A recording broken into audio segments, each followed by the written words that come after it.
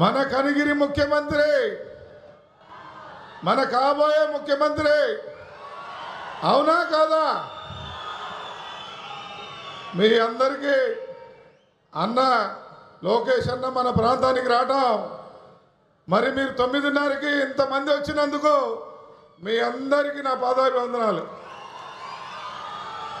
ఎందుకంటే నేను చెప్పా, అన్న నువ్వు ఏ టైం చెప్తే ఆ టైంకి మన వాళ్ళు ఇక్కడికి వస్తారని చెప్పి అన్నని చెప్తే నేను 9:30 కల్లా వస్తారని చెప్పేసి మన లోకేష్ బాబు గారు ఇక్కడ రావడం జరిగింది.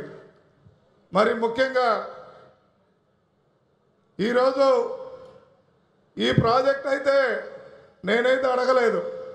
నవంబర్ 19వ తారీఖున రిలయన్స్ కంపెనీ వారు మరి మన రాష్ట్ర ప్రభుత్వం డిస్కస్ చేసుకునేటప్పుడు ఎంఓయూ అయిపోయిన తర్వాత మన లోకేష్ బాబు గారు వెంటనే మన కనిగిరి ప్రాంతంలో ఈ రిలయన్స్ కంప్రెస్డ్ బయోగ్యాస్ యూనిట్ని పెట్టాలని చెప్పి వారు కోరారు.